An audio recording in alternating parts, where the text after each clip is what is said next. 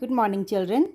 Welcome to the geography class of ISC class 12th. Today we will continue chapter 13, water resources and types of irrigation. Today is day 3 for the chapter.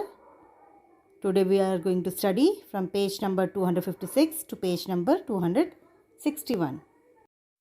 Let us go through the objectives we have done on day 1 and day 2. The objectives we have studied on day 1 are water resources of India, surface water, groundwater and lagoons and backwater, water demand and utilization, and emerging water problems. On day 2, we have studied about conservation of water resources, prevention of water pollution, recycle and reuse of water, watershed management, rainwater harvesting, national water policy, irrigation in India, need or demand of water for irrigation in India. Let us go through the objectives of today's class. Today we will study about the sources of irrigation, primitive methods of irrigation, in which we are going to study about wells and tanks. We will also study about definition of a well, factors on which well irrigation depends, methods of drawing water from wells, areas and states of well irrigation in India, advantages of well irrigation, disadvantages of well irrigation. We will also study about tanks, definition of tank, factors on which tank irrigation depends, areas and states of tank irrigation in India, advantages of tank irrigation and disadvantages of tank irrigation. First of all, let us go through some technical terms that are related to today's topic. The first term is well. A well is a hole that is dug, drilled or cut into the earth in order to reach a supply of water, oil or gas.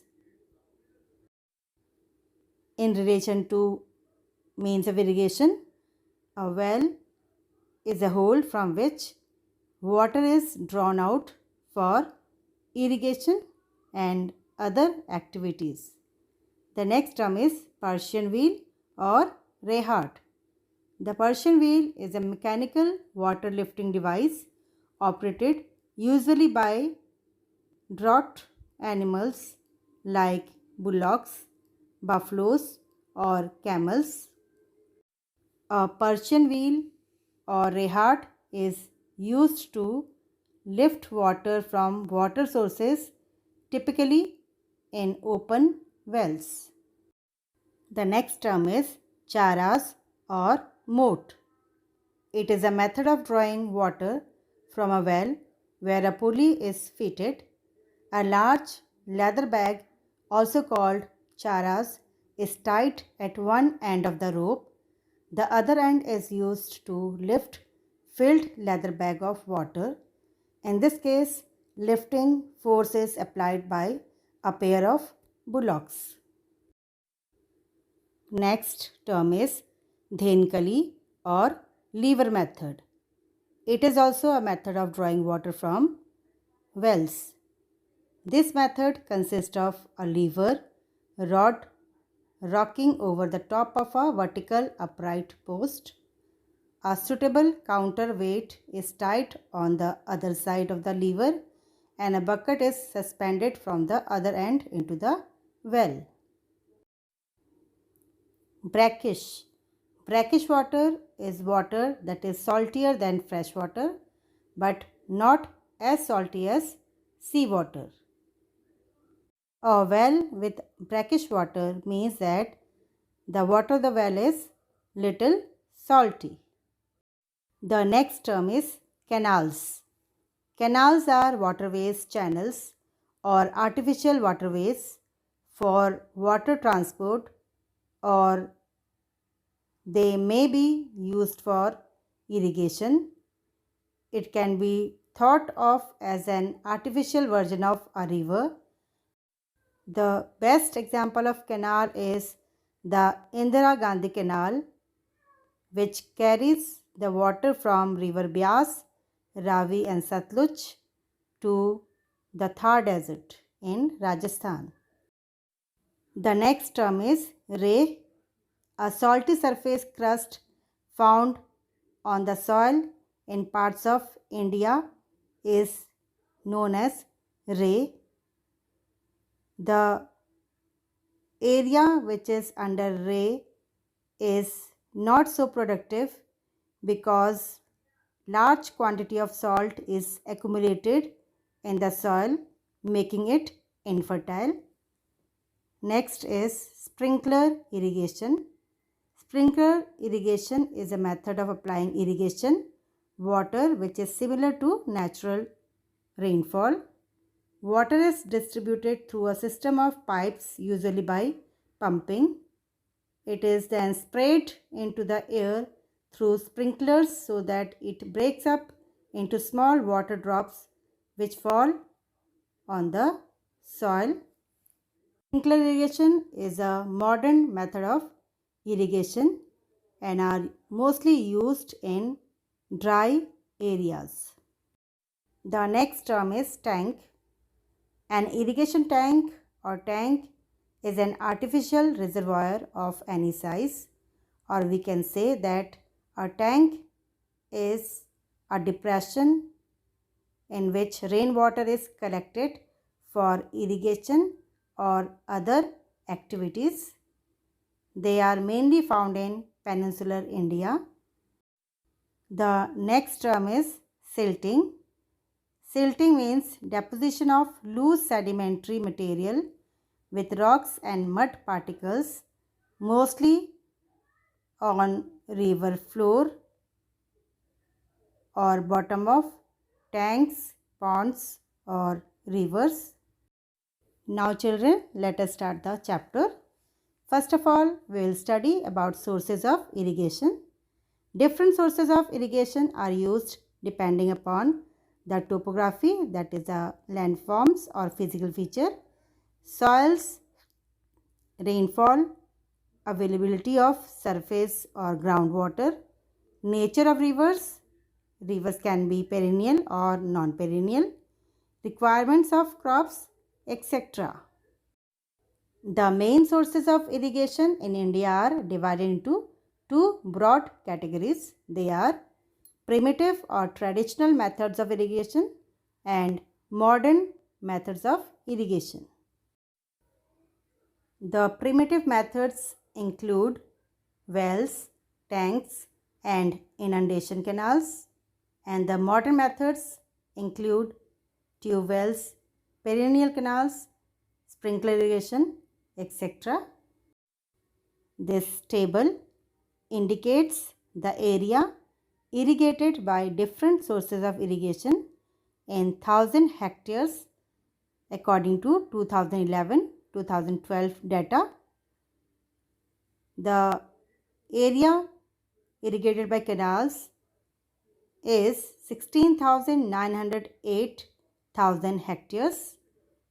Tank irrigation covers an area of 2,248,000 hectares. Wells irrigate about 11,917,000 hectares of land. Tube wells, they irrigate 29,165,000 hectares of land, and other means of irrigation covers about 4,329,000 hectares of land in India. In India, the total area under irrigation was 64,567,000 hectares according to 2011-2012 data. Children, in today's class, we will study about two traditional or primitive methods of irrigation. They are wells and tanks. Now let us study them one by one. Wells, tanks, and inundation canals are the primitive method of irrigation because they have been used in India since the ancient times. In early days, these methods comprised the major sources of irrigation in India. In fact, the whole agricultural practice was in its primitive stage. However, these methods were inefficient, uneconomical, and inconvenient, and they gave way to modern methods of irrigation with the passage of time. In the present day agricultural practices, the primitive methods are rarely used and their utilization is confined to only some selected areas in our country. Now children, we will study about well irrigation in detail. A well is a hole dug in the ground to obtain the subsoil water. An ordinary well is about 3 to 5 meters deep, but deeper wells up to 15 meters are also dug. This method of irrigation has been used in India from time immemorial. Various methods are used to lift the groundwater from the well for irrigation, drinking, bathing, and for other purposes. Some of the widely used methods are Persian wheel, Rehad, Charas or moat, and Dhenkali or lever. Well irrigation is popular in areas where sufficient sweet groundwater is available. These areas include a large part of the Great Plain of North India, the delta regions of Mahanadi, Godavari, Krishna and Kaveri, parts of Narmada and Tapi valleys, and the weathered layers of the Deccan Trap and crystalline rocks and sedimentary zones of peninsular India. However, the greater part of peninsular India is not suitable for well irrigation due to the rocky structure, uneven surface, and lack of underground water. Large dry tracts of Rajasthan and adjoining parts of Punjab, Haryana, and Gujarat, and some parts of Uttar Pradesh have brackish groundwater, that is salty groundwater, which is not fit for irrigation and human consumption. Some parts of these states have sufficient amount of sweet groundwater and are fit for well irrigation. At present, over 18% of the total irrigated area of India is irrigated by wells. The largest concentration of well irrigation is in three states of Uttar Pradesh, Rajasthan and Madhya Pradesh. These three states account for more than half of well irrigation of these India. Are comparatively drier areas which do not receive sufficient rainfall. As such, there is shortage of surface water and these areas have to depend upon the availability of groundwater. Consequently, well irrigation forms an important sector of farming activity in these areas. Punjab, Gujarat, Maharashtra, Bihar, Andhra Pradesh, Haryana, Tamil Nadu and Karnataka are the other states where well irrigation is used to supply water to crops. However, well irrigation is prevalent only in those areas where sufficient groundwater is available. The groundwater level is not very deep and the soil is soft for digging wells. Now, we will study about the advantages of well irrigation. A well is the simplest and the cheapest source of irrigation and the poor Indian farmer can easily afford it. A well is an independent source of irrigation and can be used at farmers' will, while on the other hand, canal irrigation is controlled by government agencies. So, canal irrigation cannot be used by the farmers at his own will. Number 3. Excessive irrigation by canals lead to the problem of ray, that is the collection of salt in the fields, which is not there in case of well irrigation. Number 4. There is a limit to extent of canal irrigation, while a well can be dug out at any convenient place. Number 5. Several chemicals such as nitrates, chlorides, sulfates, etc. are mixed in well water. These chemicals add to the fertility of soil when they reach the agriculture field along with the well water. Number 6. The farmer has to pay regular taxes for canal irrigation, which is not in case of well irrigation. Now let us go through the disadvantages of well irrigation. A well can irrigate only a limited area. Normally, a well can irrigate 1 or 2 hectares of land. The well may dry up in dry season and may be rendered useless for irrigation if excessive water is taken out from it. Number 3. In the event of a drought, the groundwater level falls and enough water is not available in the well when it is needed the most. Some of the wells go completely dry and become unfit for irrigation. Number 4. The farmer has to pay regular for well irrigation. Number 5. Well irrigation is not possible in the areas of brackish groundwater, that is salty groundwater, as salty water is not fit for drinking or irrigation. Now children, let us study about tank irrigation. A tank consists of water storage which has been developed by constructing small walls of mud or earth or stones. We can say that tanks are the natural depressions which are used to store rainwater. Sometimes cemented walls are made around the tank to store more water.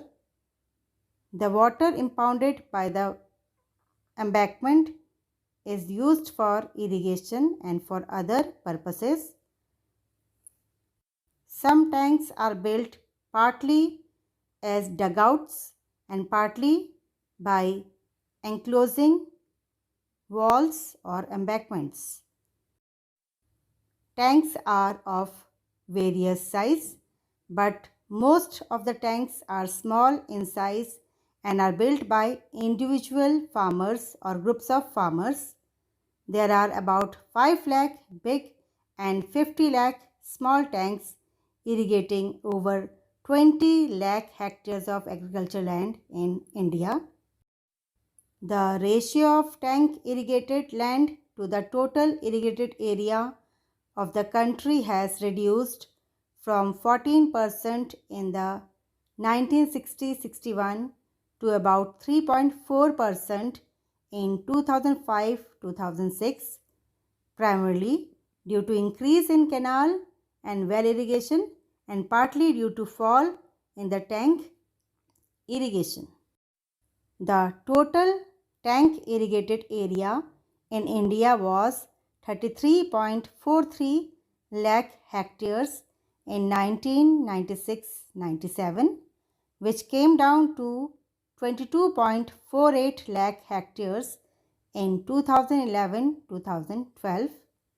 Tank irrigation is popular in the peninsular plateau of India, where Andhra Pradesh, Telangana, and Tamil Nadu are the leading states. Andhra Pradesh and Telangana have the largest area of 662,000 hectares under tank irrigation, which is about one third of the total area under tank irrigation in our country. More than one fourth of the total irrigated area is irrigated by tank in Andhra Pradesh. Most parts of Andhra Pradesh, except the Godavari Krishna Delta, receive irrigation from tanks. Tamil Nadu is another state with respect to tank irrigation. About 575,000 hectares are irrigated by tank in Tamil Nadu. This amounts to be about 28% of the total tank irrigated area of India. Tank irrigation accounts for over 21% of the total irrigated area of Tamil Nadu. The other states where tank constitute an important source of irrigation are Uttar Pradesh, Karnataka, Madhya Pradesh, Bihar, and Rajasthan.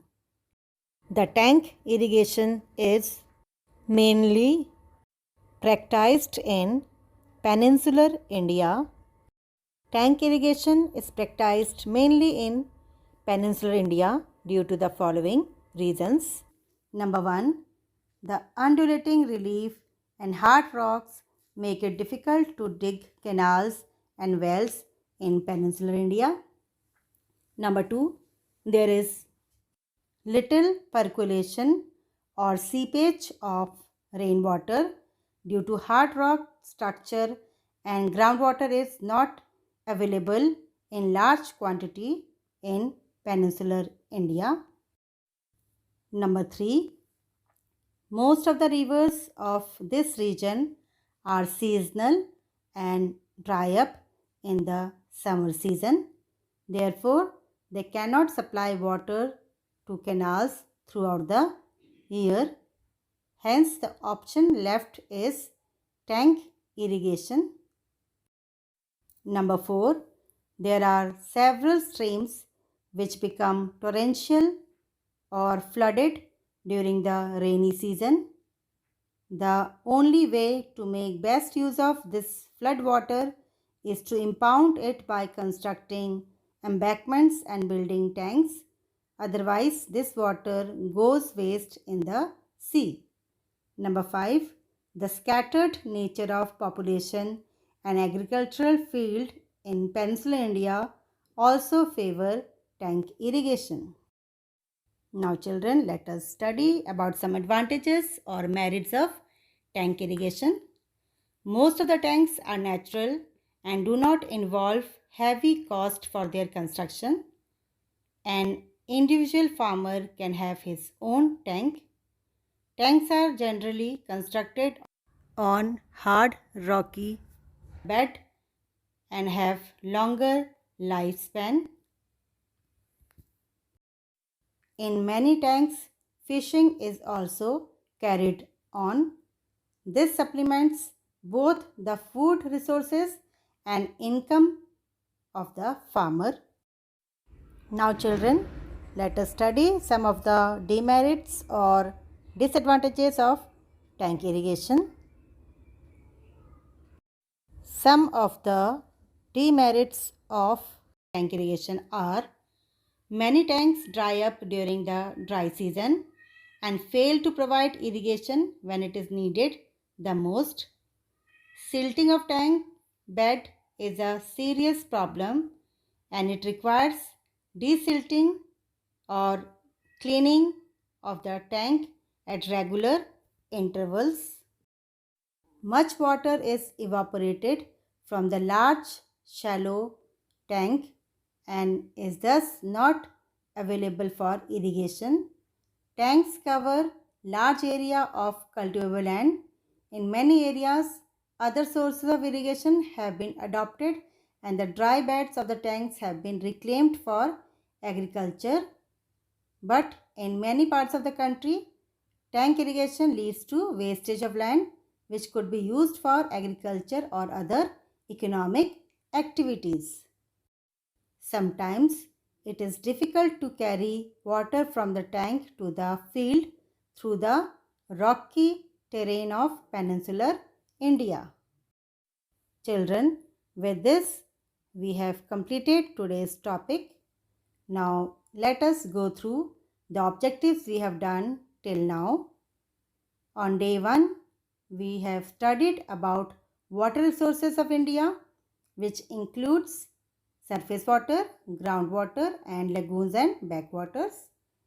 We have also studied about water demand and utilization and emerging water problems. On day 2, we have studied about conservation of water resources, prevention of water pollution, recycle and reuse of water, watershed management, rainwater harvesting, national water policy, irrigation in India, need or demand for water for irrigation. Today we have studied the following objectives. We have studied about the sources of irrigation, primitive methods of irrigation, which includes wells and tank. Under well irrigation, we have discussed about definition of well, factors on which well irrigation depend on, methods of drawing water from wells, areas and states of well irrigation, advantages of well irrigation, disadvantages of well irrigation. Today we have also studied about tanks, definition of tank, factors on which tank irrigation depends, areas and states of tank irrigation, advantages of tank irrigation and disadvantages of tank irrigation. Children, hope that you have understood today's topic nicely.